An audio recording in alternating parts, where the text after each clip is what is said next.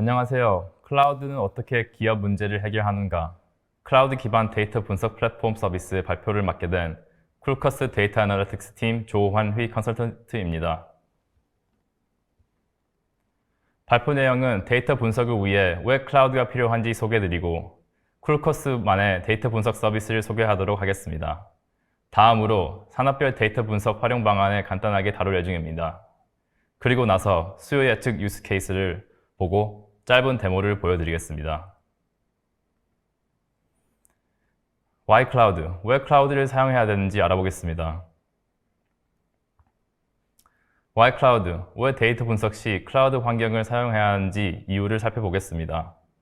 많은 기업들과 상담한 결과 데이터 분석은 하고 싶은데 아직 익숙하지 않은 클라우드 환경에서 굳이 해야 하냐고 많이들 물어봅니다. 데이터 분석을 희망하는 기업들에게는 클라우드를 권장하는 딱 4가지의 이유들을 살펴보겠습니다. 첫 번째로 코스트, 비용입니다. 오프라인으로 데이터 분석을 실행 시 하드웨어 및 소프트웨어를 구입하고 오프라인 데이터 서버와 24시간 서버를 유지하는 전력 공급을 하는데 자본 비용이 상당합니다.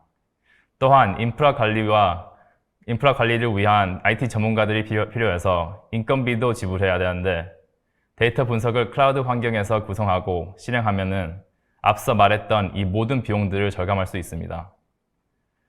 클라우드는 사용하는 만큼 지불하는 페이지고 시스템 사용하기 때문에 사용되지 않은 리소스들의 비용을 지불하지 않고 쓰는 만큼 내는 제도입니다. 데이터 분석을 수행할 때 대용량 데이터 머신러닝 또는 딥러닝을 진행하게 되면 고성능 컴퓨팅 파워와 비싼 CPU를 필수로 갖춰야 됩니다. 상당한 캐피털 비용이 투자해서 온프레미스에서 이런 머신을 장만하기만 해도 추후에 더 많은 데이터가 쌓인다고 가정하면 또 비슷한 장치를 계속 구매해야 합니다. 클라우드 위에서 분석을 하게 되면 AI 머신을 따로 구매할 필요 없이 모든 컴퓨팅 리소스는 클라우드 스코프 안에서 해결이 됩니다. 이미지 데이터 분석을 위해 딥러닝을 수행 시 고성능 GPU를 설정할 수 있고 기본 CSV 파일 데이터 전처리 진행만 하면 작은 비용으로 CPU만 사용할 수 있습니다. 두 번째는 스케일러빌리티입니다. 확장성이죠. 클라우드 컴퓨팅 서비스에서는 이점에 탄력적으로 확장할 수 있는 기능이 포함됩니다. 즉, 클라우드에서 필요한 때 적합한 양의 IT 리소스, 예를 들어 컴퓨팅 성능, 스토리지, 대폭 기억 등 이런 것을 제공할 수 있어서 적절한 지리적 위치에서도 제공할 수 있습니다. 클라우드 스토리지는 분석하기 전에 무한한 용량의 데이터를 저장할 수 있어요. 세 번째는 스피드입니다. 속도. 대부분 클라우드 컴퓨팅 서비스는 셀프 서비스 및 온디맨드 방식으로 제공되며 방대한 양의 컴퓨팅 리소스도 보통 몇 번 마우스 클릭만으로 몇 분 만에 프로비저닝을 할 수 있습니다. 이렇다면 기업들은 많은 유연성을 얻고 용량 계획에 부담 덜 수 있지 않을까요? 마지막은 reliability, 신뢰성입니다. 클라우드 컴퓨팅을 사용하면 데이터 백업, 재해복구 어디서나 가능하고 더욱더 쉽고 저렴해집니다. 클라우드 보안도 큰 이슈인데 많은 클라우드 벤더들은 보안 태세를 전반적으로 강화하는 정책을 적용하고 있습니다. 기술 및 제어 기능을 제공했던 잠재적인 위협부터 데이터, 애플리케이션 및 인프라를 보호할 수 있도록 지원합니다. 기업의 중요한 지원 데이터도 안심 있게 클라우드로 올려도 돼요. 우선 해외와 국내에서 바라보는 클라우드의 전망은 어떤지 한번 살펴보겠습니다. 클라우드 인프라 시장은 꾸준히 무섭게 성장하고 있습니다. 시장은 모든 주요 공급업체의 보고에 따라 2021년 2분기에 총 420억 달러의 수익, 대략 45조 정도로 기록했으며 이는 1분기보다 20억 달러 증가한 수치입니다. 미국 컨설팅 그룹 맥켄지앤컴퍼니에서는 현재 포춘 500개의 기업들에서 사용하고 있는 클라우드 가치는 1조 달러라고 측정이 됐습니다. 클라우드는 금전적인 가치는 현재 글로벌 IT 산업에서 큰 주목을 받고 있습니다. 이렇게 클라우드가 사회 전반에 스며드는 추세에서 따라도 정부도 국내 클라우드 산업의 육성에서 적잖은 예산을 투자하고 있습니다. 그렇다면 클라우드에는 어떤 장점들이 존재할까요? 현 4차 산업혁명 시점에서 데이터의 중요성을 모르는 기업은 없을 겁니다. 모든 기업들이 자신들의 데이터를 활용하고 싶어 하거나 어떤 방법으로 시도해야 하는지 고민하고 있습니다. 기존 대다수의 기업들은 온프레미스 환경에서 분석을 고려하는데 자원이 한정적이고 분석 전문가들을 소유하고 있지 않으면 해결하기 쉽지 않는 부분도 있습니다. 예를 들어 분석하고자 하는 데이터에 맞는 환경을 회사에서 구축한다고 가정을 했을 때 분석 툴 라이선스 계약, 데이터 전문가 양성 및 구인, 그리고 관련 서비스 구축을 직접 해야 한다면 많은 시간과 자원을 소모하게 됩니다. 그리고 서비스를 시작했다면 데이터가 늘어남에 따라 데이터 관리해야 되는 필요한 툴들, 인프라 지원 부족 및 복잡성을 증가 문제가 발생하게 될 겁니다. 문제를 해결할 전문가도 부재도 문제입니다. 이렇게 기업이 신경 써야 하는 문제를 클라우드 환경에서 사용하여 인프라 구축 부담을 줄여주고 기업이 적절한 경제 모델을 얻을 수 있도록 하는 것은 이것이 데이터 애널리틱스 as a 서비스 목적입니다. 지금 보시고 계신 그림이 저희 크루커스만에 제공해드리는 다스 전체적인 모습입니다. 해당 프로세스를 사용하여 온라인 트랜잭션 데이터부터 엔터프라이즈, 서드파티 웹로그, IoT 데이터 이로까지 다양한 소스를 처리가 가능하며 데이터 엔지니어링, 데이터 웨어하우스, 데이터 분석 및 시각화, 엔드 유저에게 인사이트를 제공하는 것까지 원스톱으로 데이터 분석 서비스를 제공합니다. 종단은 엔드 유저가 자신의 데이터로 수익을 창출하고 운영 보고 받을 수 있도록 하며 실시간 분석 결과의 문제 솔루션도 받아볼 수 있도록 합니다. 그렇다면 다스가 정확히 어떻게 기업 맞춤 솔루션을 제공할 수 있는지 알아보겠습니다. 다스는 클라우드 환경을 기반으로 확장 가능성 분석 플랫폼을 제공해줄 수 있습니다. 어떤 클라우드 벤더사인지 상관없이 분석 환경을 제공하며 확장 가능한 컴퓨팅 환경으로 연산량을 많은 분석 서비스도 처리가 가능합니다. 각 클라우드 벤더에도 제공하고 있습니다. AWS에서는 SageMaker, Azure에서는 Databricks 또는 Azure ML, GCP에서는 BigQuery 등이 있습니다. 또 클라우드에서 제공하고 있는 데이터 수집 툴들을 사용해서 고객이 원하는 원천 데이터가 이기종 데이터들이어도 효율적으로 처리하고 분석을 할 수 있는 환경을 제공해드립니다. 클라우드 기반 데이터 분석의 아키텍처를 살펴보겠습니다. 첫째, 고객의 요구에 맞은 다양한 방법으로 데이터를 가져옵니다. 데이터의 소스는 클라우드 데이터베이스에 적재될 수 있고 외부 데이터 또는 온프레미스 서버의 데이터를 불러옵니다. 데이터는 어느 정도 가공이 돼 있어야지 수월하게 분석을 할 수 있습니다. 그래서 ETL 툴들을 사용해서 정리된 데이터를 데이터 레이크에 저장합니다. Azure 같은 경우에서는 머신러닝이라는 서비스 포함해서 데이터브릭스까지 사용해서 데이터 분석을 하고 인사이트를 도출하고 머신러닝 모델을 학습시켜 예측을 할 수 있습니다. 마지막 단계에서 모델을 배포해서 앱에서 사용할 수 있고 파워 BI 같은 툴에서 데이터를 시각화 볼 수 있습니다. 다음은 AWS 기반 데이터 분석 아키텍처입니다. AWS 같은 경우에는 모든 데이터 적재가 아마존 S3 버켓에서 되고 머신러닝 서비스는 아마존 세이지메이커와 데이터브릭스를 활용할 수 있습니다. 다음 클라우드 기반 데이터 분석 아키텍처에서 데이터 분석 시 활용 범위가 제일 높은 데이터브릭스라는 플랫폼을 소개하겠습니다. 데이터브릭스는 물론 클라우드 기반의 엔드투엔드 통합 데이터 애널리틱스 툴입니다. 데이터브릭스 하나로 데이터 사이언스, 엔지니어링, 비즈니스 애널리틱스까지 다 해결할 수 있습니다. 대용량 데이터에 특화된 데이터브릭스는 데이터 전처리, 데이터 탐색, 머신러닝 모델링, 평가 및 업데이트, 모델 배포까지 데이터 분석 프로세스에서 넓은 영역을 커버할 수 있습니다. 데이터 분석 프로세스에 대해서 더 자세히 살펴보겠습니다. 데이터 분석 프로세스 흐름을 보시면 먼저 고객 데이터의 품질을 관리하고 전처리로 고품질의 데이터를 제공하도록 합니다. 이후 분석에서 데이터의 품질을 의사결정의 신뢰성을 높여주는 중요한 요소이기 때문입니다. 데이터의 품질을 높였다면 다음으로 탐색적인 데이터 분석을 통해 고객의 목적에 유의미한 특성을 추출합니다. 이후 분석 및 처리된 데이터를 사용하여 모델 학습을 진행합니다. 이 단계에서는 여러 학습 모델을 생성하고 비교하며 가장 고객의 데이터에 적합한 최적화 모델을 선정합니다. 마지막으로 선정한 모델을 배포하고 API를 제공해드리거나 시각화 대시보드까지 구성해드리고 있습니다. 저희는 고객의 데이터 활용 목적에 따라 다양한 아키텍처를 구상하고 요구에 맞는 프로세스만을 적용하여 분석 및 비용 최적화된 환경과 모델을 구축해드리고 있습니다. 모델 개발과 모델 배포만을 원하는 고객, 인풋부터 아웃풋까지 모든 프로세스 환경이 구성이 가능합니다. 산업별 데이터 분석 시나리오에 대해서 알아보겠습니다. 광고 또는 마케팅 위주로 일하시는 기업들은 이렇게 데이터를 활용해보는 게 어떨까요? 첫 번째 활용 사례는 마케팅 캠페인 분석입니다. 마케팅 캠페인이 완료되면 마케팅 캠페인이 얼마나 효과적인지 확인하고자 합니다. 그런데 일반 기업들은 몇몇 데이터 가지고 단순한 통계 수치만 해석합니다. CRM 데이터, 가맹점 레코드, 제품 데이터, 마케팅 데이터 등 모든 캠페인 데이터를 정리하여 이 작업을 수행합니다. 영업 및 캠페인 최적화를 통해 고객을 유치하는 데 가장 효과적인 마케팅 캠페인을 파악하는 것이 목표입니다. 따라서 데이터를 분석함으로써 광고 지출 및 광고 배치, 멀티 채널 프로모션에 대한 최적 수익을 찾을 수 있습니다. 그리고 기업의 이상적인 고객 특성과 최적화된 광고 배치를 알아낼 수 있습니다. 이러한 형태의 예측 분석은 기업의 마케팅 캠페인의 성장에 도움되며 미래의 마케팅 캠페인에 활용할 수 있습니다. 브랜드 프로모션과 커스터머 익스피리언스도 효과적인 사용 사례입니다.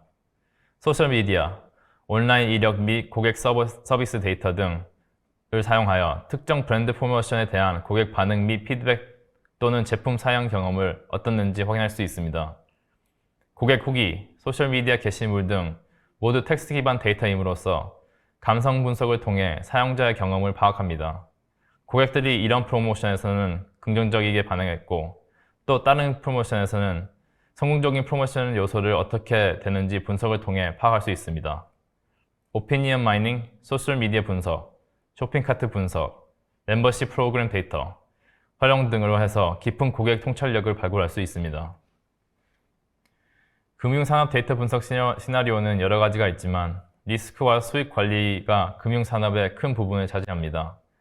2019년 닐슨 리포트로 결제카드 사기 피해액이 전 세계적으로 280억 달러에 달했다고 보고했습니다. 예측 분석 및 머신러닝을 통해 리스크, 부정행위 및 위협 탐지를 해결할 수 있습니다. 카드 거래 데이터, 사용자 데이터, 구매 내역 및 추세를 분석해서 실시간 이상 탐지, 카드 모니터링 및 부정행위 탐지, 보안 위협 식별해서 손실을 줄일 수 있습니다. 그 몇 년 만에 메이저 금융기업들은 부정거래를 식별하기 위해서 머신러닝으로 접근법을 눈 돌리고 있습니다. 미디어 엔터테인먼트 데이터 분석 시나리오를 살펴보겠습니다. 미디어 또는 엔터테인먼트 기업들은 이런 식으로 데이터를 활용해서 효과를 봤으면 합니다. 많은 미디어 및 엔터테인먼트 플랫폼들은 사용자의 관심을 유지하기 위해 개인화 콘텐츠를 추천합니다. 고객 프로필, 뷰잉 히스토리, 온라인 활동 및 자주 방문하는 채널 데이터를 활용해 콘텐츠 개인화를 수행합니다. 중요 데이터를 사용하다 보면 개인화된 콘텐츠 환경을 만들 수 있습니다. 애플리케이션 클릭 경로를 최적화하고 미래에 성공할 수 있는 콘텐츠를 예측하며 실시간 광고 타겟팅도 개선할 수 있습니다. 리테일 데이터 분석 시나리오는 이렇습니다. 리테일 산업에서 가장 주목되는 데이터 분석 활용 방안은 수요 예측입니다. 고객의 수요를 충족시킬 수 있는 충분한 재고가 있나요? 판매 내역, 지역 이벤트, 날씨 패턴 및 추세와 같은 데이터를 사용하여 소비자의 요구에 맞는 수요 예측을 할 수 있습니다. 재고 위치를 예측하고 유통 및 시장 기반 분석 바탕으로 재고를 주문할 수 있습니다. 온라인 쇼핑 또는 이커머스는 리테일 산업에 가장 큰 주목을 받고 있습니다. 2020년 전 세계 리테일 판매에서 18%가 온라인 형태로 진행하고 있는데 이 치수는 매년 증가하고 있는 추세입니다. 온라인 리테일 기업들은 데이터를 가지고 효율적인 추천 시스템을 개발하는 데 투자를 많이 하고 있습니다. 쇼핑 내역, 유저 행동, 구매 데이터를 활용해서 추천 시스템을 만들어서 수익을 높일 수 있습니다. 이제 수요 예측 소개와 유스 케이스를 알아보겠습니다. 글로벌 컨설팅 그룹 맥켄지&컴퍼니에서는 정확하지 않고 비효율적인 수요 예측을 효율적으로 잘 적용하면 20%의 예측 정확도가 증가하고 대략 5% 정도의 인벤토리 비용을 절감하고 그리고 수익이 3% 증가되고 있는 연구 결과가 나왔습니다. 서플라이 체인 비용은 리테일 업체의 총 비용 최대 20% 정도 차지하고 있습니다. 이 비용을 줄이기 위해서 고객의 니즈를 실시간으로 듣고 작업 자본을 줄이고 주문은 더 빨리 이행해야 합니다. 수요 예측은 과거 판매 및 인과적 요인을 바탕으로 소비자 행동을 이해하고 예측하려는 것입니다. 수요 예측은 리테일업 모든 측면에 영향을 미치는 중요한 기능입니다. 그런데 많은 기업들은 더 정확한 예측을 요구하고 있습니다. 수요 예측에 대해서 좀 더 알아보겠습니다. 일반적으로 고객의 요구를 파악하고 수요 예측이 가능합니다. 과거 판매 데이터 및 기본 인과적 요인 통해서 기본 수요 예측을 합니다. 최근 쇼핑객 행동의 변화는 예측의 관점에 변화를 주고 있습니다. 쇼핑객들은 상점 구매 외에도 온라인 구매, 픽업 또는 배송 서비스를 이용하고 있습니다.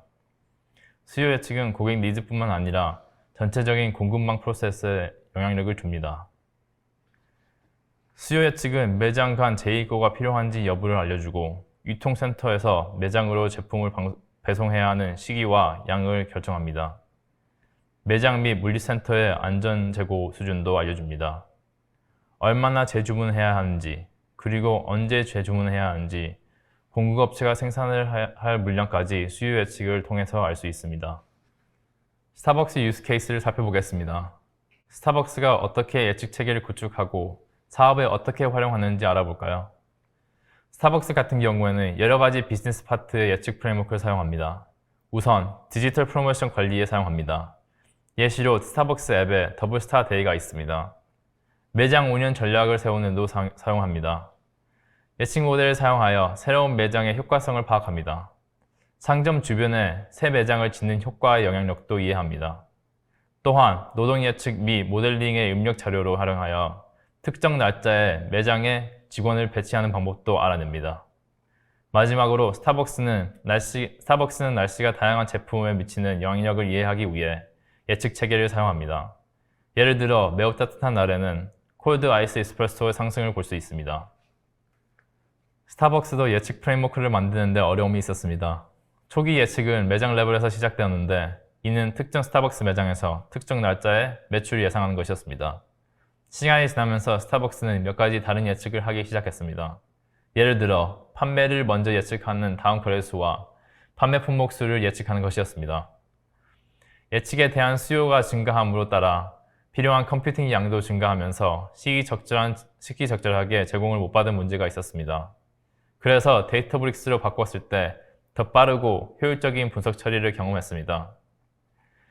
처음에 스타벅스는 8코어 로컬 머신에서 예측을 한 후 속도를 높이기 위해서 8코어 이상으로 배포했지만 매우 제한적이었습니다.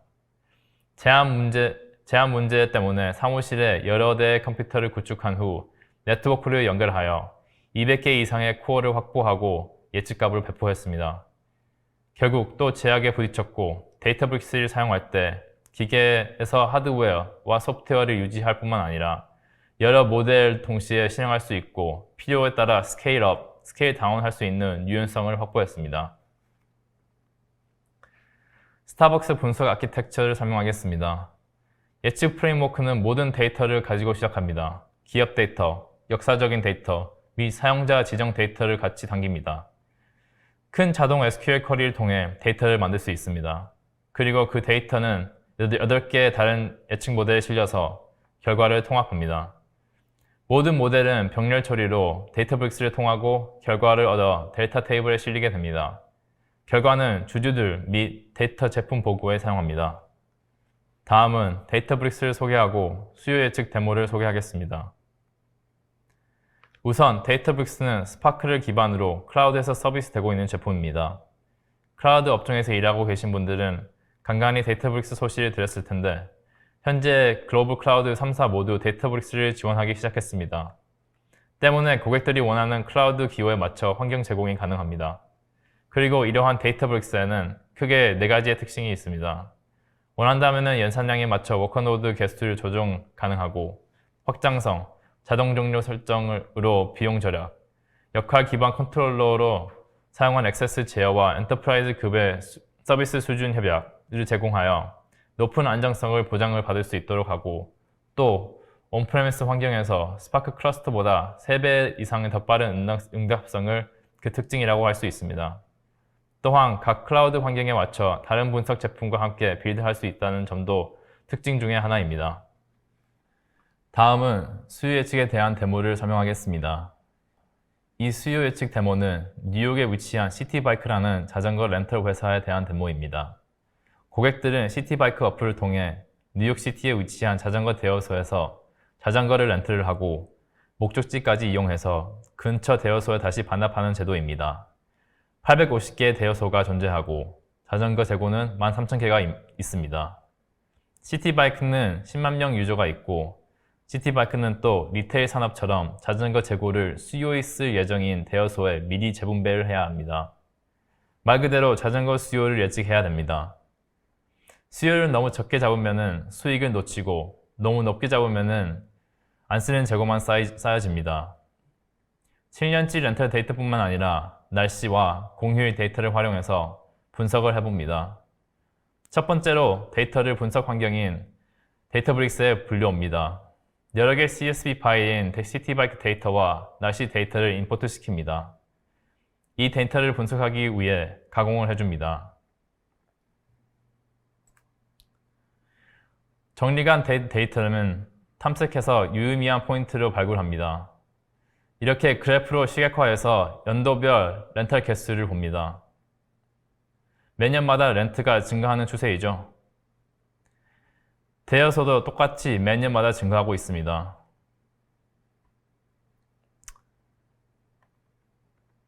연도별 대여소의 평균 렌트 수를 보면 아주 조금씩 증가합니다.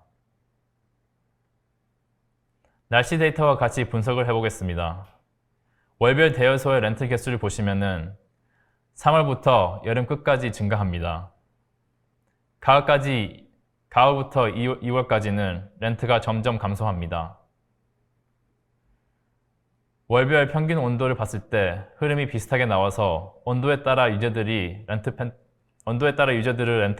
렌트 패턴을 알 수 있습니다. 연도별 대여소의 렌트 개수를 봤을 때 피크는 여름이고 그 반대는 겨울인 걸 확인할 수 있습니다. 일별로도 렌털 개수를 볼 수 있습니다. 0부터 일요일입니다. 보시면은 주말보다 평일에 더 많이 쓰는 것을 확인할 수 있습니다. 더 깊게 들어가서 시간별로 렌털 추세를 볼 수 있습니다. 보시면은 아침 대략 8시, 저녁 6시쯤 평일에 사용이 급 증가합니다. 주말에는 전혀 그런 패턴이 안 보입니다. 결론적으로는 직장인들이 출퇴근용으로 자전거를 많이 사용하고 출퇴근 시간대 수요가 증가한다고 볼 수 있습니다. 마지막으로 수요 예측 모델을 구축합니다. 페이스북 프로핏이라는 시계열 예측 라이브러리를 사용해 모델을 학습합니다. 각 대여소마다 데이터가 다르기 때문에 대여소 하나의 자전거 수요 예측을 해봅니다. 스테이션 518 대여소는 518 대여소를 뽑아서 데이터 시각화를 봅니다. 트렌드와 공휴일 기준, 일별, 월별, 시간별 렌털 데이터 시각화하는 것은 그 전 데이터 탐색해서 봤던 패턴들이랑 비슷합니다. 그리고 나서 데이터를 예측 모델에 넣고 돌리면은 2020년 1월 16일부터 2월까지 실제 렌털 개수랑 예측 렌털 개수를 볼 수 있습니다. 검정색 점은 실제 그 시간에 렌털된 자전거 개수이고 파란색 라인은 머신러닝 모델이 예측한 자전거 렌털 개수입니다.